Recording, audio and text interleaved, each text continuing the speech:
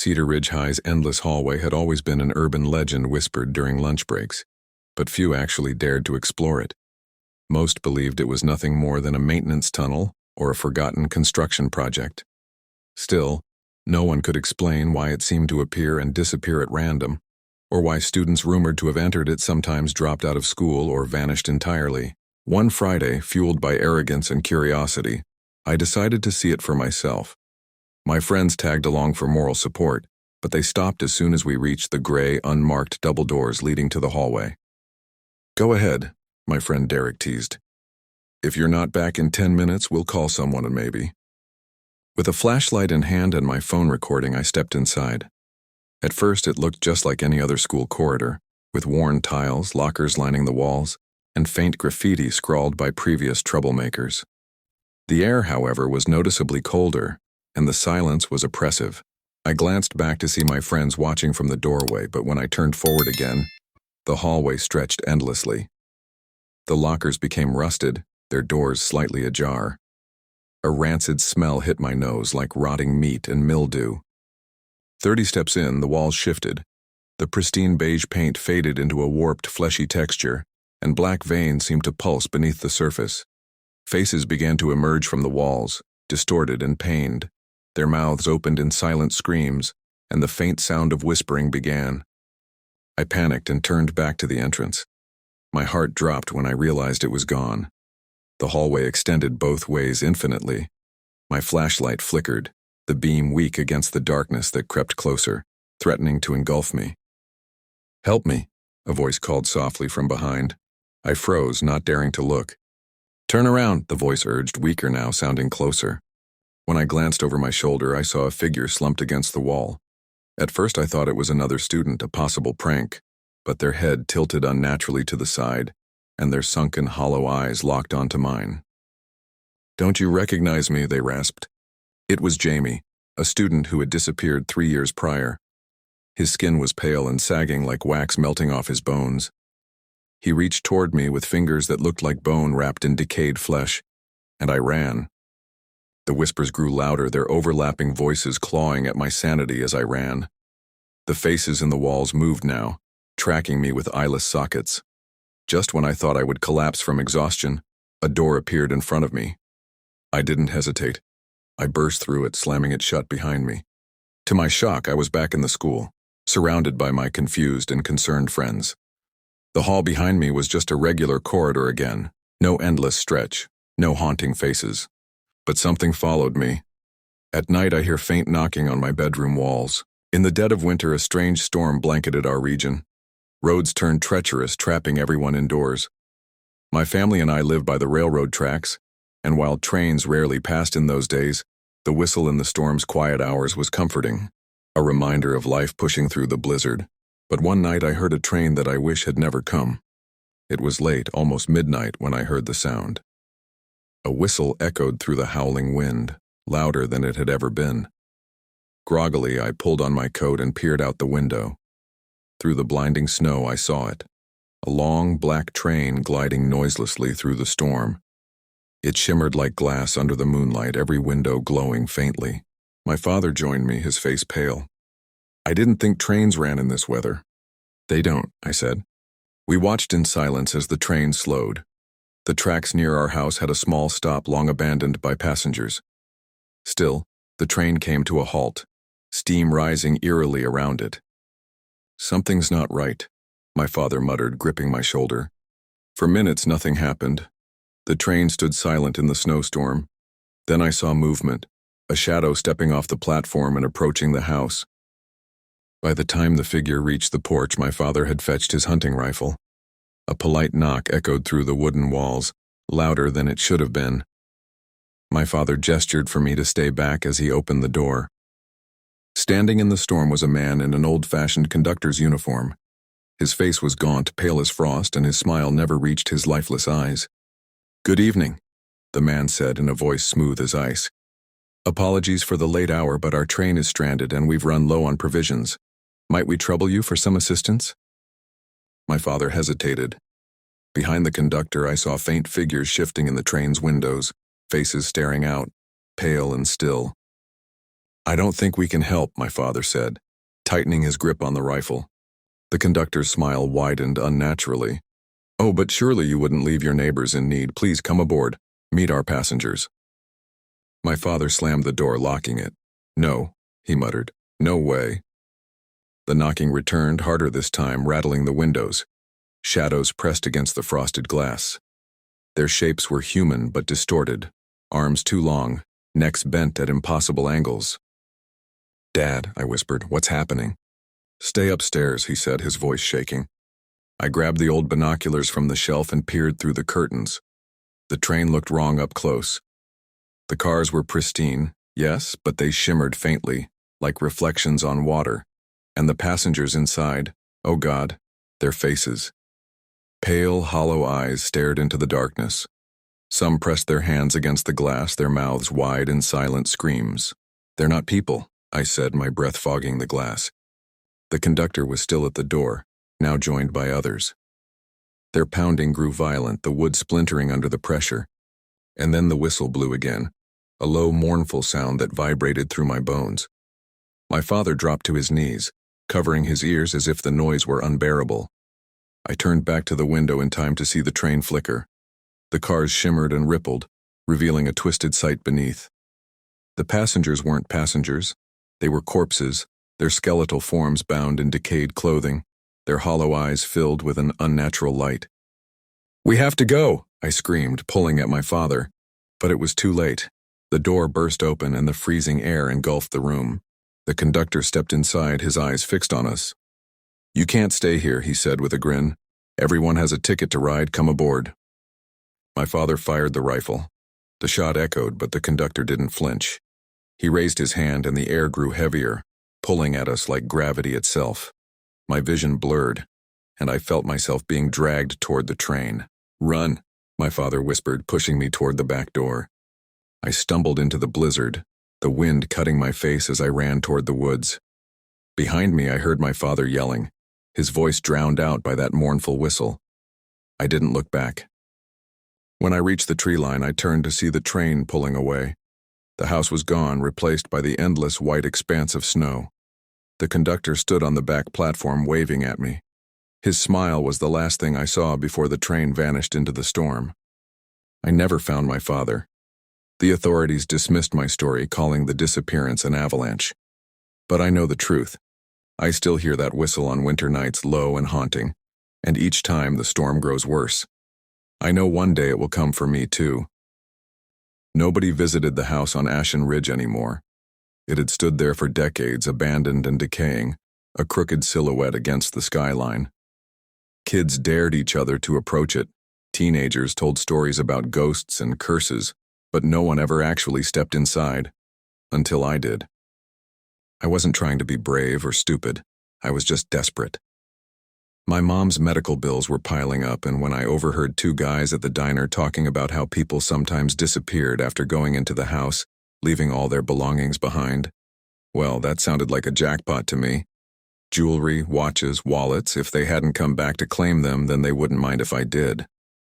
That's how I justified it anyway. On the night I decided to go, the town was quiet, as if it was holding its breath. I walked to the edge of Ashen Ridge, flashlight in hand, the air growing colder with each step.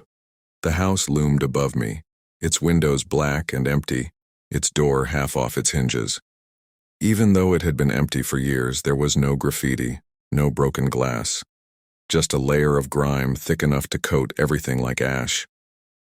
The flashlight beam flickered across the overgrown lawn, revealing a narrow path where the grass had been trampled. Recently. I hesitated, nerves gnawing at me. But the thought of the unpaid hospital bills pushed me forward. The door creaked open with a touch, revealing a stale, heavy smell that seeped into my nose. The entry hall was surprisingly bare. No furniture, no wallpaper, just gray walls cracked and peeling. My boots echoed loudly on the wooden floorboards as I walked further inside. Dust floated lazily in the air, and the house seemed impossibly quiet, like it had swallowed sound entirely. That's when I saw the first collection. It was in the dining room. On the table were items laid out like museum exhibits: an old wristwatch, a locket, a pair of reading glasses, and a single, blood-stained shoe. Each item was placed with care, spaced out evenly on the dusty surface. A small card rested in front of each one with neat handwritten labels. Harold Benson, 1974. Margaret Ellis, 1982. Thomas Griggs, 1988. I backed away, unnerved. But curiosity kept me from running. Who had left these here and why? I moved through the house, and with every room the collections grew stranger. In the study I found children's toys, blocks, a faded stuffed rabbit, a model airplane, all labeled, each one paired with a name. The hair on my arm stood up as I realized that many of the items were incomplete. A torn shirt, a single sock, a pair of shattered glasses. Everything about it was wrong, and yet I couldn't make myself leave. Then I entered the basement. The air grew heavier as I descended the creaking steps, flashlight illuminating the concrete walls. The space below was vast, much bigger than I expected, and filled with towering shelves. On each shelf were jars, hundreds of them. Some were small, others larger than my head. Mirrors always freaked me out. Something about the way they hold your image, like they're storing a version of you for later, just feels off. I never thought much of it beyond that, though, until I moved into that apartment. It was a good deal, almost suspiciously cheap for a place downtown. The landlord mentioned it came furnished, including a massive antique mirror in the bedroom. Built into the wall, can't be moved, he said casually. I didn't think anything of it. The first night I noticed it felt strange, like I wasn't alone in the room. It wasn't the usual creaks and groans of an old building either. It was quiet, like the air itself was holding its breath. When I went to bed, I caught a glimpse of myself in the mirror. For a second, it felt like I hadn't just seen my reflection. I'd seen someone watching me through it. I laughed it off, chalking it up to nerves. But as the nights went on, little things started happening. My reflection sometimes lagged, like the mirror was struggling to catch up. Once, while brushing my hair, I turned away, only to see myself, still looking straight at me out of the corner of my eye. By the end of the week, it escalated. I woke up to a faint knocking sound coming from somewhere. Groggy, I followed it to the mirror. The knock came again, sharper this time, and then I saw it, my reflection tapping on the glass. Except it wasn't me anymore. The thing in the mirror looked like me but wasn't. Its eyes were darker, its smile twisted like it was trying too hard. "Let me in," it mouthed. I stumbled backward, grabbed my phone, and took a picture of the mirror, desperate to prove to myself I wasn't losing it. The picture showed nothing strange, just me, terrified, staring into my phone's camera. That gave me an idea. I turned on my phone's video mode and set it to record the mirror while I pretended to go back to bed. I laid there in the dark, heart racing, and waited. After what felt like hours, I worked up the courage to check the footage. My blood ran cold. The video showed me lying still in bed, but my reflection hadn't stayed put. The me in the mirror moved around the room, peering down at me, grinning. At one point, it bent close to the glass, tilted its head, and mouthed again, "Let me in." The moment I saw that, the mirror cracked from the inside, spiderweb fractures spreading as if something was trying to break through. I ran. I left the apartment that night, didn't even stop to pack my things. The landlord didn't seem surprised when I called to break the lease. All he said was, "It happens more often than you'd think." To this day, I avoid mirrors at night, especially antique ones. I don't know if it followed me or if the mirror found a new tenant. But sometimes when I catch my reflection out of the corner of my eye, I wonder if it's really me looking back. It started with scratching, just faint, quiet noises in the walls of our old family farmhouse. At first, we blamed rats. This was the kind of house where you expected pests. My dad set traps, but nothing ever took the bait. Then it escalated. The scratching wasn't just occasional anymore, it happened at night, growing louder, more insistent, like claws scraping wood. One evening, my little brother Ben swore he heard something breathing near his bedroom wall. We laughed it off. He was 10 and had an overactive imagination, but the next day I heard it too. That night, as I lay in bed, the sound got closer. The steady rasp of breath came right behind my headboard. It stopped for a moment, and then tap, tap, tap. 3 deliberate knocks as if whatever was inside the wall wanted to be let out. I froze, barely able to breathe. My heart pounded as I turned to look at the wall. For the briefest second, I thought I saw movement, a bulge, like the plaster was straining outward. "Mom, something's in the walls," I said at breakfast the next morning. She sighed, irritated. "Enough with this nonsense, it's just the house settling." But it wasn't the house. The next time it happened, I decided to be brave or stupid. I waited until the noise started again, grabbed a flashlight, and pressed my ear to the wall. At first, I heard only faint, shifting sounds. Then came the whisper. Low, raspy, hungry, it said, "Let me out." I stumbled back, shaking, but what terrified me most was the sound that followed. A low, wet smack like a tongue running over lips. Things got worse after that. Holes started appearing in the walls, tiny at first, then big enough to stick your hand through. My parents blamed Ben and me, thinking we were pranking them, but when Dad finally decided to patch them, he found something horrifying. Inside the walls were small bones. Animal bones at first, but as the holes widened, we found larger ones. Human bones. Dad called pest control, thinking maybe an animal had been dragging carcasses inside. When the workers came, they tore apart a section of the living room wall and found nothing. Just an empty crawl space that shouldn't have been there. That night, the noises moved closer.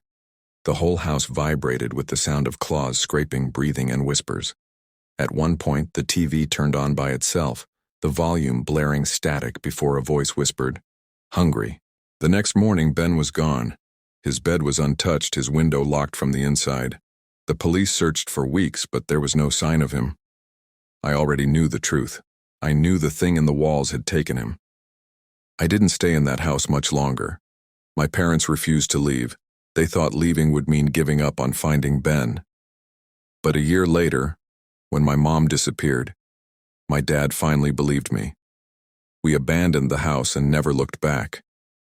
There was an old legend surrounding the forgotten chapel in the woods. It was once a thriving church, they said, filled with hopeful parishioners. But Father Matthias, the last priest to serve there, descended into madness. People whispered of confessions that turned into sinister rituals, his delusions driving him to purify the wicked. That chapel stood in ruins now, surrounded by trees that seemed to lean toward it ominously. When I first stumbled upon it during a camping trip, the air around it felt suffocating, as though I were walking into another time or place. The boarded-up windows and sagging wooden structure looked long abandoned, yet it felt alive. My friends dismissed it, but I couldn't shake the feeling that I was being pulled toward it. I dared to step inside. The air was stale and freezing, the kind of cold that seeped into your bones no matter how warmly you were dressed. The pews were covered in dust, and yet the altar seemed untouched. Its crimson cloth looked freshly draped, glowing eerily against the darkness. As I explored, I saw carvings etched into the floor, symbols I didn't recognize, spiraling and looping in a way that made my eyes ache to look at them. Then came the sound. A faint hum, like a hymn sung by voices I couldn't see. It started softly, but soon the noise filled the chapel, bouncing off the walls and growing louder until I felt like my eardrums would burst. That's when I saw him. A figure in dark robes, standing motionless at the altar. His face was hidden, but I didn't need to see it to know it was Father Matthias. The stories of his death came rushing back to me, how he had taken his own life after the townspeople confronted him about his crimes. Only, he didn't look dead. The figure raised a hand and all at once the hymn stopped.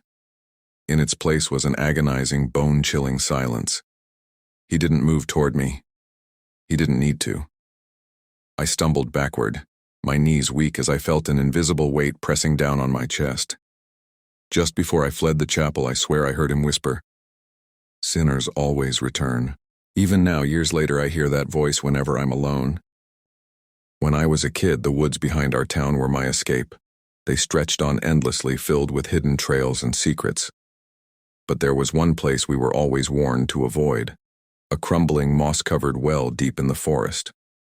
The stories were old, passed down through generations.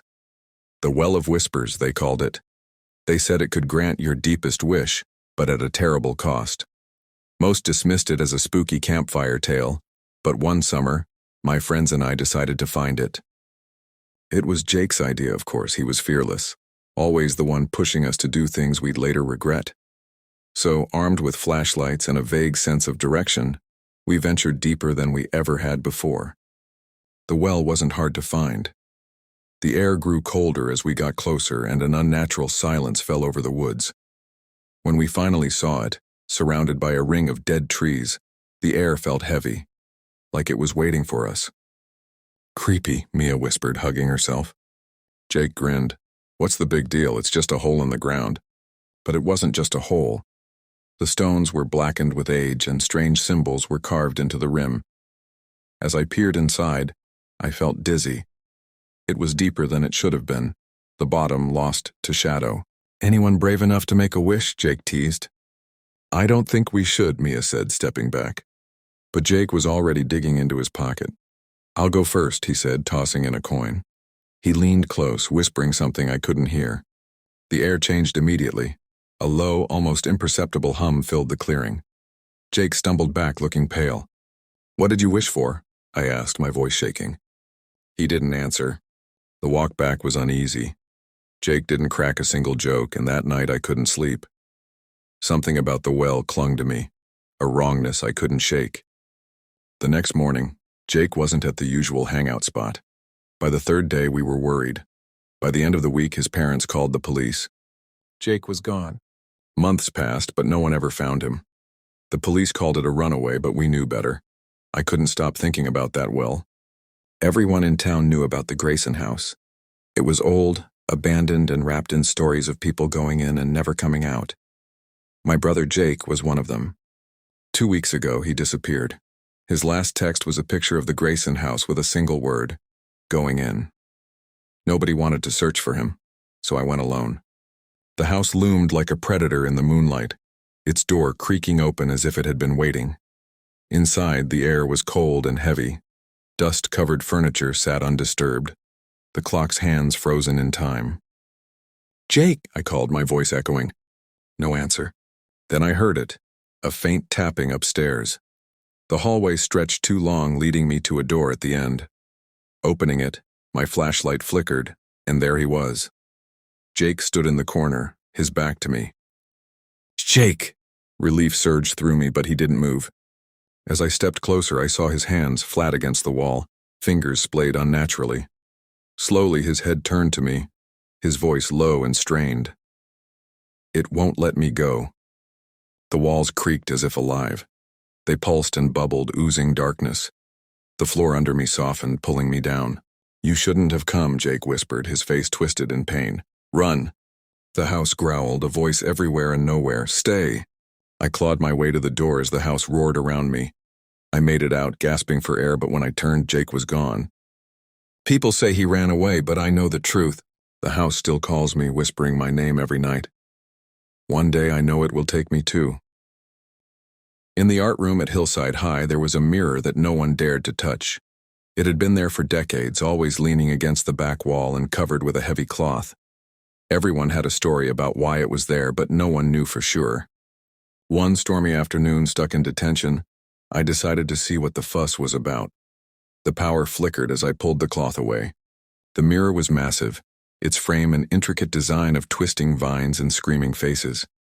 The glass was polished to perfection, reflecting every detail with unsettling clarity. As I stared into it, I felt off. My reflection looked normal, but something in its eyes seemed different. At first it mimicked me perfectly, but when I tilted my head it lagged behind, pausing before matching my movements. A sick feeling churned in my stomach when it smiled. I wasn't smiling back. Then it whispered. I couldn't make out the words, but the sound was like wind rushing through an empty canyon, chilling me to my core. Panicking, I tried to cover it again, but the cloth wouldn't stay. The lights in the room went out completely and the whispering grew louder, building to an ear-piercing screech. In the mirror, my reflection tilted its head again, but this time it cracked, its face splitting down the middle as black liquid poured out. It stepped forward, not in the glass, but in the room with me. I screamed and ran, not stopping until I was outside the school. I swore I'd never go back, but that night, I found shards of broken glass scattered across my bedroom floor, each one reflecting that same sinister smile. I'd been babysitting for years. From sticky toddlers with too much energy to awkward preteens glued to their phones, I'd seen it all, or so I thought. But nothing could have prepared me for the night I babysat for the Aldridge family. I found the job through an online post. The ad was short and vague. Babysitter needed, one night only, payment $300. The absurdly high pay raised some red flags, but my bank account didn't leave room for skepticism. A single night's work could cover rent for the month, and how bad could babysitting be? I called the number listed, and a man picked up on the first ring. "You're available?" "Perfect," he said hurriedly. His voice was calm but almost rushed, like he didn't have time for small talk. He confirmed the date and time, and said nothing more, other than giving me their address. The strange house. When I arrived that evening, I couldn't shake the unease that washed over me. The house was isolated, surrounded by tall trees and thick fog, with no neighbors in sight. It looked like something from a forgotten ghost story. Weathered wood, peeling paint, and a solitary light above the porch. I knocked, and the door creaked open almost immediately. A man and a woman stood inside, their expressions tight but polite. "You must be Megan," the man said, extending his hand. "I'm Mr. Aldridge, and this is my wife." Mrs. Aldridge nodded, her lips pressed into a thin line. She looked nervous, constantly glancing toward the stairs. They gave me a quick tour of the house. The main floor was modest, just a cozy living room, a clean but outdated kitchen, and a narrow staircase that led to the bedrooms. Their 6-year-old daughter, Emily, was already in bed upstairs. The Aldridges mentioned she rarely woke during the night, so my job would mostly involve staying awake and making sure the house stayed quiet. Easy money, right? Before they left, Mr. Aldridge pulled me aside, his voice dropping to a serious tone. "There's one thing you need to know," he said. "Under no circumstances should you open the door. If anyone comes to the house, no matter who they say they are, do not let them in." I blinked, unsure if he was joking, but his expression stayed grim. "Not even for you?" I asked, half laughing. His jaw tightened. "Especially for us." The couple left before I could ask anything else, driving off in a hurry and leaving me standing in their eerie, dimly lit house. Uneasy stillness. The first hour passed without incident. I made myself comfortable on the couch and tried to distract myself with some TV. The old boxy set only picked up static and a few local channels, so I gave up and scrolled through my phone instead. Around 9 p.m., the silence started to get to me. The house had this oppressive stillness, broken only by the occasional creak of the wood or the faint hum of the refrigerator. To shake off the nerves, I went to check on Emily. She was fast asleep, her tiny frame curled up under a floral quilt. Her room was the only space in the house that felt warm, almost untouched by the strangeness. The first knock. At around 10:15, I heard it. A soft, deliberate knock on the front door. My heart skipped a beat. I froze, phone in hand, straining to listen. It came again. 3 slow, deliberate knocks. My mind raced. Who could be out here in the middle of nowhere? I tiptoed to the door and peeked through the peephole. Nothing. No one was there. The Aldridge's warning echoed in my mind. Do not let anyone in. I decided to ignore it, backing away from the door. But the knocking came again, louder this time. "Hello?" a man's voice called out. "I'm sorry to bother you, but my car broke down. Could you help me?" The voice sounded strained, almost pitiful, but something was off. It wasn't the voice itself, it was too calm, too rehearsed, like an actor reading a script. I didn't respond. The scratches.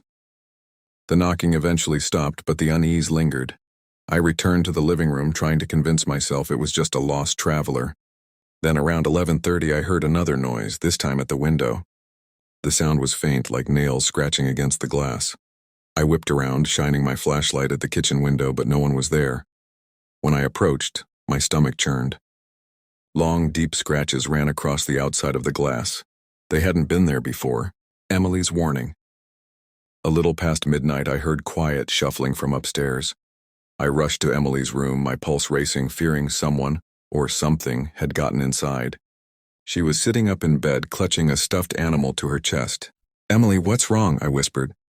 Her wide, tearful eyes locked on mine. "He's at the window," she said. I spun around, staring at the window across the room. Nothing. Just the dark outline of trees in the fog. "Sweetie, who's at the window?" "The man," she whispered. "The man who knocks." A cold wave of dread washed over me. "Your parents told you about him?" I asked softly. She nodded. "They said he's hungry." The voice. At 1 a.m. the knocking returned, this time from the back door. It was louder, more aggressive. "Please let me in," a man's voice called. "I'm hurt." I froze. It was the same voice from earlier, but this time it sounded angry, desperate. "Sorry, I can't help you," I shouted through the door. The voice changed, flat, emotionless. "I know you're alone," it said. The door shook violently, rattling as though something slammed into it. Then, just as suddenly, the noise stopped. The final hour. By 3 a.m. I was exhausted, counting the minutes until sunrise. I checked on Emily every 15 minutes, reassuring her that everything was fine, though I barely believed it myself. At 4:30 I heard faint whispers coming from the living room. My blood ran cold. "Don't listen," Emily had said. I pressed my hands over my ears and ran upstairs to wait out the final hour beside Emily. The Aldridges' return. At exactly 6 a.m. headlights lit up the driveway and the Aldridges hurried inside. "You did well," Mr. Aldridge said, handing me the money without a word. Mrs. Aldridge walked me to the car, her face tight with unease. "Thank you for staying," she said. I nodded but couldn't shake the feeling that the worst wasn't over. "You'll never come back here, will you?" she asked quietly. I didn't answer, but she already knew.